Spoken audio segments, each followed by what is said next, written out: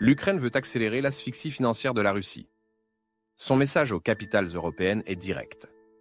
Alignez-vous sur l'effort américain pour frapper les revenus pétroliers de Moscou, fermer les failles d'application et, si nécessaire, adopter des mesures de pression sur les acheteurs hors d'Europe. Pour rendre le virage plus simple, Kiev met en avant un atout souvent sous-estimé, son réseau de stockage et de transit énergétique, capable d'aider l'Europe à basculer plus vite vers des approvisionnements non russes, y compris des volumes venus des États-Unis. Contexte rapide. Depuis 2022, l'Union européenne a interdit le pétrole russe transporté par navire, tout en maintenant des dérogations pour certains flux par oléoduc. Le G7 a fixé un plafonnement du prix, complété par des restrictions sur l'assurance, la finance et les services maritimes. En 2024-2025, Bruxelles a refermé d'autres brèches. Lutte contre la flotte fantôme, limitation des transbordements de gaz naturel liquéfié, puis abaissement du plafond sur le brut. En parallèle, Washington a élargi ses pouvoirs pour sanctionner des intermédiaires étrangers qui facilitent des opérations liées à la base industrielle et énergétique de la Russie. Résultat, les coûts de contournement pour les barils russes augmentent, même si des acheteurs asiatiques absorbent une grande partie des volumes à prix décoté. Kiev pousse désormais pour une étape supplémentaire. D'abord, une application beaucoup plus serrée sur le transport, l'assurance et le financement, y compris pour les produits raffinés à partir de brut russes vendus via des pays tiers. Ensuite, une coordination transatlantique plus explicite sur les acteurs non européens qui servent d'intermédiaires. Enfin, une offre concrète. Utiliser les capacités de stockage et les artères de transit ukrainiennes pour sécuriser des flux alternatifs et amortir le choc logistique d'une réduction rapide des volumes russes en Europe centrale et orientale. Pourquoi cela compte-t-il maintenant? D'une part, parce que les frappes ukrainiennes ont déstabilisé une part non négligeable des capacités de raffinage russes, ce qui complique la filière carburant de Moscou. D'autre part, parce que l'attaque aérienne la plus massive de la guerre a relancé le débat européen sur des sanctions plus mordantes. Enfin, parce que l'hiver approche, et que tout durcissement doit éviter un effet boomerang sur les prix à la pompe et sur l'inflation. Premier scénario. Renforcer sans franchir le Rubicon. L'Union européenne durcit l'application. Contrôle d'origine plus strict, interdiction d'accès aux ports pour des navires à l'historique opaque, pression accrue sur les assureurs et les banques, et encadrement des produits raffinés à partir de brut russes. Le plafond bouge à la baisse selon la conjoncture, comprimant peu à peu la rente pétrolière. Les États membres les plus dépendants conservent des marges de manœuvre limitées sur les flux par oléoduc. Mais l'ensemble du marché européen s'éloigne davantage du pétrole russe.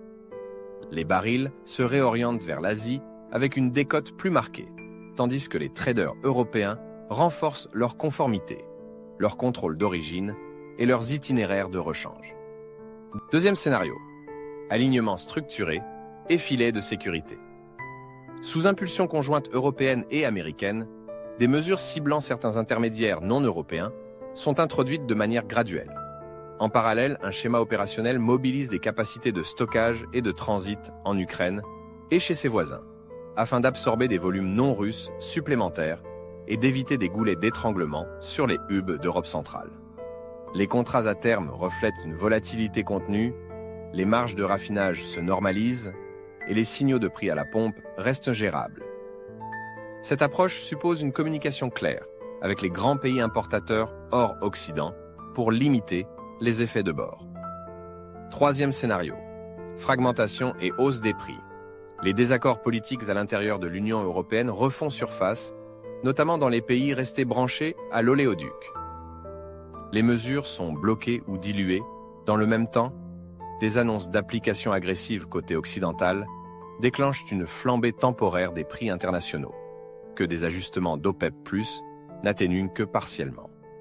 Le pouvoir de fixation de Moscou s'améliore marginalement grâce à la rareté perçue et les économies européennes subissent une pression inflationniste. Dans ce contexte, l'idée d'utiliser le stockage ukrainien perd de son élan, faute de cadre politique stable. Que faut-il surveiller concrètement dans les prochaines semaines? Tout d'abord, la lettre fine des mesures européennes.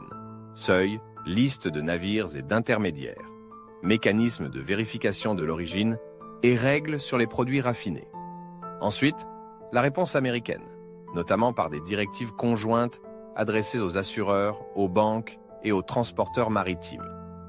Troisièmement, des annonces opérationnelles autour d'un pont logistique appuyé par des capacités de stockage et de transit ukrainiennes, avec des étapes de mise en service et des volumes cibles.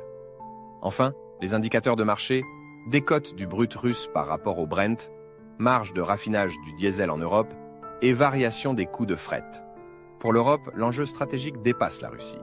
Il s'agit de démontrer qu'un régime de sanctions peut rester efficace sans provoquer de choc énergétique interne, en combinant applications intelligentes, diversification accélérée et capacité d'absorption logistique.